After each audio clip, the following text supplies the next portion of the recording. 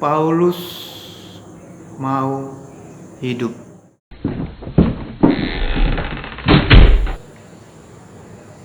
Halo saudara terkasih, kembali dengan saya Thomas Torus.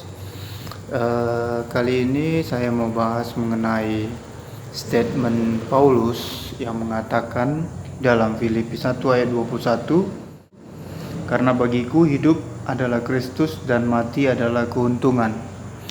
Nah, kalau kita melihat ini, coba saudara jawab, apakah Paulus memilih mati atau memilih hidup?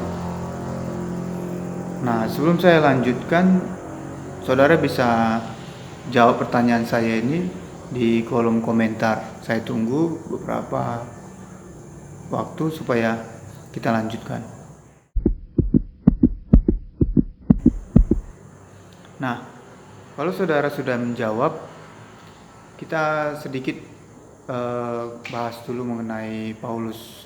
Jadi Paulus ini adalah keturunan Yahudi.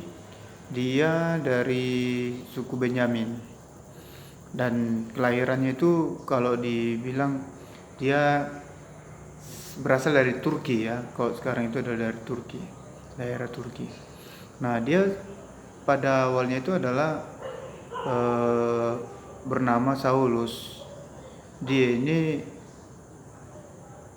adalah golongan Farisi.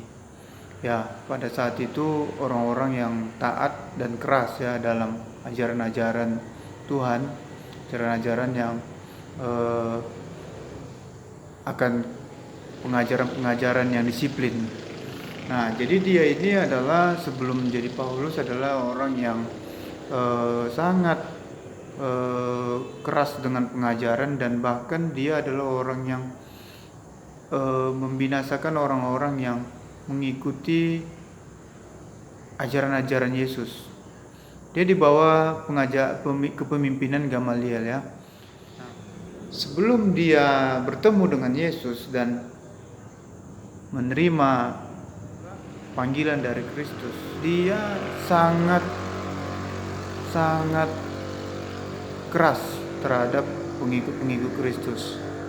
Jadi banyak pengikut-pengikut Yesus yang bisa dibilang murid-murid Yesus itu, orang-orang yang punya iman kepada Kristus itu, dia suruh menyangkal iman mereka. Dia bahkan binasakan. Ya, kalau di dalam Kisah Para Rasul itu salah satunya yang mati di tangan dia itu adalah Stefanus ya.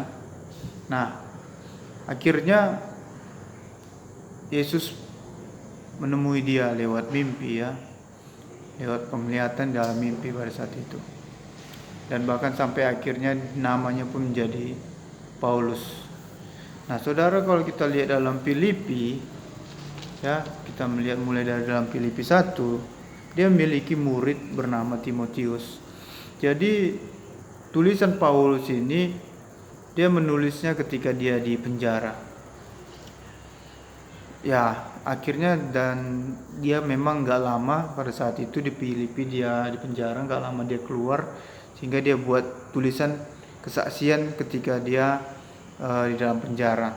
Kalau kita melihat dari ayat 12, aku menghendaki saudara-saudara supaya kamu tahu bahwa apa yang terjadi atasku ini justru telah menyebabkan kemajuan Injil, sehingga telah jelas bagi seluruh istana dan semua orang lain bahwa aku dipenjarakan karena Kristus. Dan kebanyakan saudara-saudara dalam Tuhan telah beroleh kepercayaan karena pemenjaraanku, untuk bertambah berani berkata-kata tentang firman Allah dengan tidak takut. Ada orang yang memberitakan Kristus karena dengki dan perselisihan, tetapi ada pula yang memberitakannya dengan maksud baik. Mereka ini memberitakan Kristus karena kasih, sebab mereka tahu bahwa aku ada di sini untuk membela Injil, tetapi yang lain karena kepentingan sendiri dan mereka dan dengan maksud yang tidak ikhlas. Sangkanya dengan demikian mereka memperberat bebanku dalam penjara. Tetapi tidak mengapa, sebab bagaimanapun juga Kristus diberitakan, baik dengan maksud palsu maupun dengan jujur. Tentang hal itu aku bersukacita, dan aku akan tetap bersukacita, karena aku tahu bahwa kesudahan semuanya ialah keselamatanku oleh doamu dan pertolongan Roh Yesus Kristus. Sebab yang sangat kurindukan dan kuharapkan ialah bahwa aku dalam segala hal tidak akan beroleh malu, melainkan seperti sedia kala, demikian pun sekarang Kristus dengan nyata dimuliakan di dalam tubuhku, baik oleh hidupku maupun oleh matiku. Karena bagiku hidup adalah Kristus dan mati adalah keuntungan. Kita dapat pertanyaan, saudara. Bagiku hidup adalah Kristus dan mati adalah keuntungan. Kalau saudara sendiri menuliskan ataupun mengeluarkan statement ini, apa yang Anda pilih? Pasti keuntungan dong. Ya, hidup juga Kristus, mati keuntungan. Rata-rata setiap orang pasti mencari keuntungan. Maksudnya apa? Kalau Paulus mati pun dia beruntung karena dia bakal ketemu Yesus. Kalau dia hidup, ya hidup untuk Yesus. Hidup untuk Yesus itu apa? Pikul salib, menderita. Nah, tapi saudara, faktanya Paulus mau hidup. Dia nggak mau mati. Kalau boleh memilih, dia mau hidup. Dan dia pilih hidup, saudara. Alasannya apa? Kita lihat dalam ayat 22. Tetapi jika aku harus hidup di dunia ini, itu berarti bagiku bekerja memberi buah. Jadi mana yang harus kupilih? Aku tidak tahu. Di ayat 23, aku didesak dari dua pihak. Aku ingin pergi dan diam bersama-sama dengan Kristus. Itu memang jauh lebih baik. Nah, di ayat 23 dia katakan, aku didesak dari dua belah pihak. Kalau dia pergi bersama-sama dengan Kristus, artinya dia mati, saudara. Itu jauh lebih baik. Nah, tapi kita lihat di ayat 24, tetapi lebih perlu untuk tinggal di dunia ini karena kamu. Dan dalam keyakinan ini taulah aku akan tinggal dan akan bersama-sama lagi dengan kamu sekalian, supaya kamu makin maju dan bersukacita dalam iman, sehingga kemegahanmu dalam Kristus Yesus makin bertambah karena aku, apabila aku kembali kepada kamu. Nah, jadi saudara, banyak orang berpikir ketika Paulus mengatakan hidup adalah Kristus, mati adalah keuntungan, berarti mau mati mau hidup ya nggak masalah, ya mati. Tapi tidak begitu, saudara. Ternyata Paulus itu mau hidup dan mau melihat pertumbuhan jemaat-jemaat di Filipi. Artinya dia memilih hidup untuk Kristus dan mau bekerja untuk Kristus, supaya jemaat-jemaat di Filipi itu mempunyai hidup yang selamat, bertumbuh, berbuah di dalam Kristus. Dan dia mau lihat itu. Artinya dia mau semua orang-orang di Filipi pada saat itu beroleh keselamatan. Nah, saudara, jangan kita hanya melihat bahwasanya hidup adalah Kristus, mati adalah keuntungan, mau mati mau hidup ya nggak masalah. Bukan begitu. Jadi rahasianya adalah Paulus menuliskan ini, dia mau nama Kristus dipermuliakan.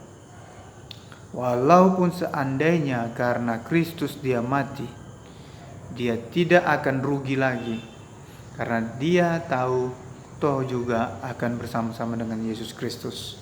Tetapi dia mau lebih daripada itu, bahwasanya dia mau selama dia hidup, dan kalau bisa dia tetap hidup, untuk melihat banyak jiwa diselamatkan.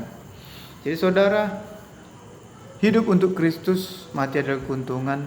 Jangan mau hanya sekedar mati, tapi hidup dulu, hidupin dan menangkan banyak jiwa untuk Kristus. Artinya sampaikan keselamatan, yang daripada Kristus. Orang-orang yang di dalam Kristus dijamin keselamatannya, dijamin kehidupannya, bahwasanya mereka akan menuju ke surga, mereka akan berjalan bersama-sama dengan Kristus dan akan bersama-sama dengan Tuhan, dengan Bapa di surga, beroleh kehidupan yang kekal. Jadi selama kita masih bisa hidup, kenapa harus mati? Tapi kalau mati, biarlah mati dalam Kristus dan beroleh keuntungan. Tapi kalau kau masih bisa hidup, berjuang terus, bawa jiwa-jiwa untuk Tuhan, sampaikan Injil, pikul salib, mati bersama seperti Kristus. Artinya saudara, bukan kita pasrah, hidup ya hidup sebagai orang Kristen, mati ya mati. Tidak. Jangan hanya berpikir bahwasanya Paulus pada saat menulis ini dia sudah putus asa, dia sudah pasrah, dia sudah tahu kemana dirinya. Nah, ketika dia semakin yakin, ketika dia tahu kemana dirinya, disitulah dia tidak mau mati dengan cepat, tapi dia berharap bahwasanya dia mau lebih baik lagi, dia mau hidup, dia mau banyak orang diselamatkan, dan dia mau banyak orang bertumbuh dalam Kristus dan beroleh kasih karunia Tuhan. Itu saja dari saya pada video kali ini. Ya, semoga teman-teman yang Kristen, yang mengikut Kristus, yang mengerti dan memahami apa yang Paulus harapkan, bahwasanya selama kita hidup dan selagi kita bisa hidup, sampaikan keselamatan kepada banyak orang. Terima kasih, Tuhan Yesus memberkati. Kiranya teman-teman bisa membantu saya untuk subscribe video ini agar saya bisa menyampaikan lebih banyak lagi berkat firman Tuhan untuk banyak orang, dan kiranya videonya bisa di-share, di-like. Ya, semoga video ini bisa bermanfaat buat teman-teman dan bisa menguatkan iman teman-teman. Tuhan Yesus berkati.